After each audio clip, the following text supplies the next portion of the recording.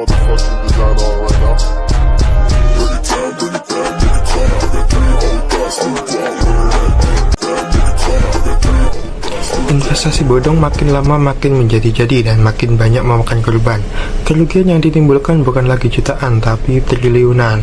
Belakangan ini banyak banget kasus investasi bodong, mulai dari binary option sampai yang terbaru, yakni robot trading. Kalau kalian lihat nih, sebenarnya investasi bodong tuh memiliki pola yang sama. Janji ngasih untung cepat tanpa resiko dan harus merekrut orang baru, yang disebut dengan skema Ponzi. Apa sih itu skema Ponzi?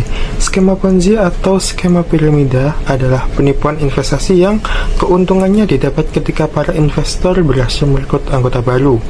Skema ini berjalan dengan menjanjikan imbalan hasil yang menggiurkan kepada calon investor jika berhasil mendapatkan anggota baru. Saat investor baru ingin mendapatkan untung, mereka harus mencari anggota baru dan dibayar menggunakan uang anggota baru tersebut.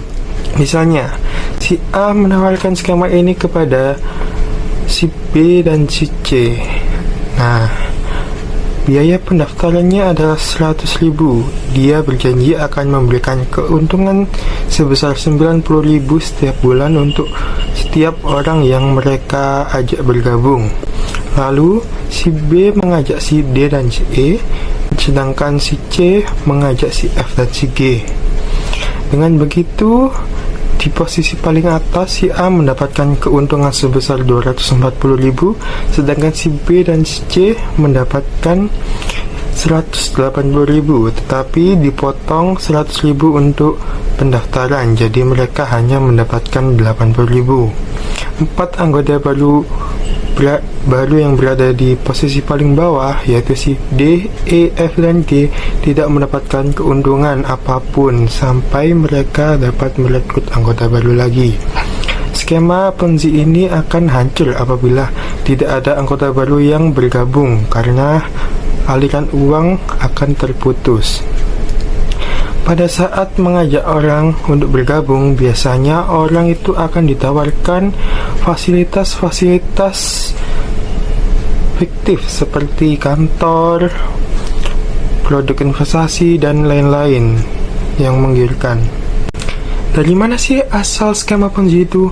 Skema Ponzi bermula pada tahun 1920 karena ulah Charles Ponzi, yaitu pembisnis yang berhasil menipu sekitar 214 miliar dalam waktu 8 bulan saja lewat perusahaan yang ia punya, yaitu The Securities Exchange Company, yang mengklaim bakal mengasih return sebesar 50% dalam waktu 45 hari dan 100% dalam waktu 90 hari lewat jual beli kupon perangko yang dulu termasuk sebagai benda langka di US.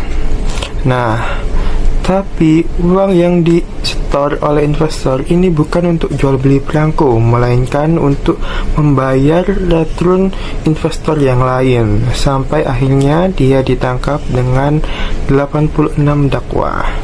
Nah, di Indonesia banyak kasus penipuan yang serupa seperti Mimiles, First Travel, dan QNet. Menurut OJK, total kerugian masyarakat Indonesia yang menjadi korban investasi ilegal dari tahun 2017 sampai tahun 2023 mencapai total kerugian sebesar 139 triliun. OJK sendiri setiap harinya selalu menerima laporan dari korban investasi bodong. Semua laporan sudah ditindaklanjuti oleh Satgas Pasti, di mana OJK dan 15 lembaga segera melakukan pengejaran dan penegakan hukum. Hasilnya, hingga awal 2024 sudah ada sebanyak 1.218 entitas investasi bodong yang diblokir.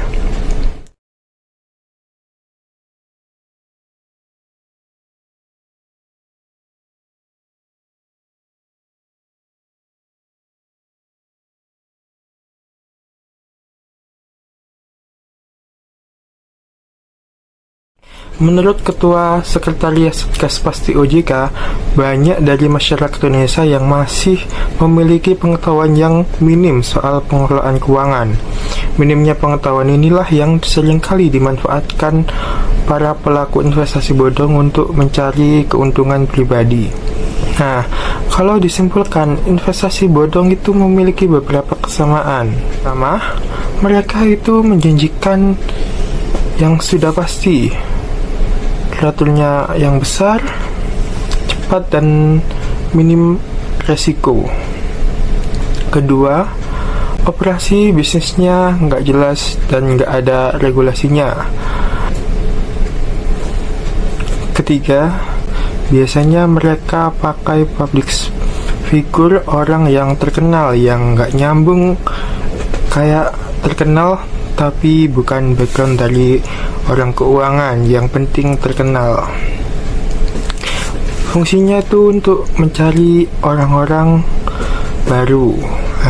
Keempat, alur investasinya dirahasiakan dan kompleks, tidak transparan. Kelima, pencairan dananya tuh susah, biasanya harus di jam-jam tertentu atau di bulan-bulan tertentu. Yang terakhir, semuanya terlalu bagus untuk menjadi kenyataan, terlalu gampang untuk menjadi kaya. Semuanya itu ada prosesnya. Nah, hal-hal tersebut yang harus diwaspadai. Terus gimana caranya menghindari investasi bodong? Sebelum kalian berinvestasi, kalian harus perhatikan benar-benar tempatnya tuh aman dan terpercaya.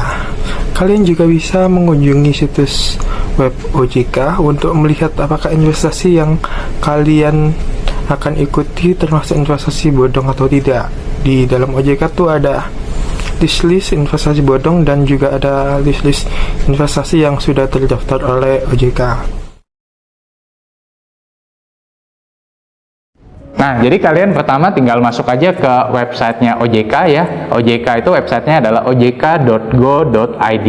Nah, misalkan kalian pengen tahu misalkan peer-to-peer nih ya. Kalau misalkan kalian pengen tahu daftar peer-to-peer yang masuk ke dalam daftar OJK, ya kalian tinggal scroll ke bawah ya. Kemudian kalian cari daftar perusahaan fintech lending berizin di OJK. Ya, nah di sini akan ada daftar-daftarnya ya, siapa aja yang sudah terdaftar di OJK. Kalau misalkan kalian pengen cek legalitas sekuritas misalkan, juga bisa di websitenya OJK ini. Di halaman utama kalian klik statistik ya, kemudian masuk ke bagian pasar modal, itu ada data perusahaan efek. Kalian bisa klik data terbarunya untuk melihat sekuritas yang legal di OJK. Nah, kalau kalian juga mau tahu list investasi bodong itu apa aja, bisa juga di website OJK ini. Jadi kalian tinggal masuk ke website atau halaman utamanya ojk.go.id, kemudian scroll ke bawah lagi dan di situ ada daftar investasi ilegal.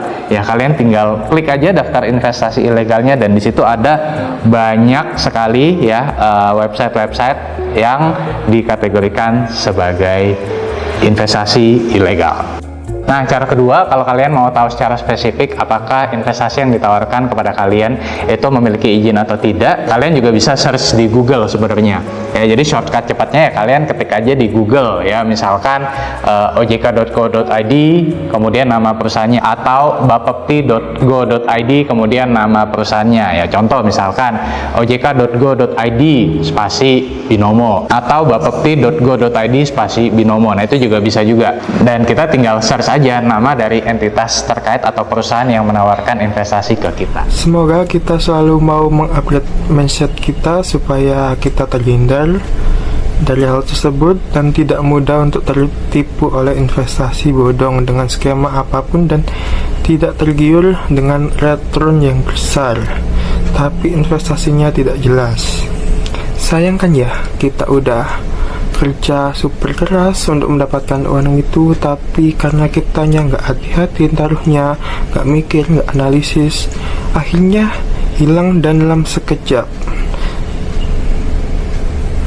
Terima kasih buat teman-teman yang sudah menonton video ini. Semoga video ini bermanfaat dan semoga kita semua terhindar dari investasi bodong.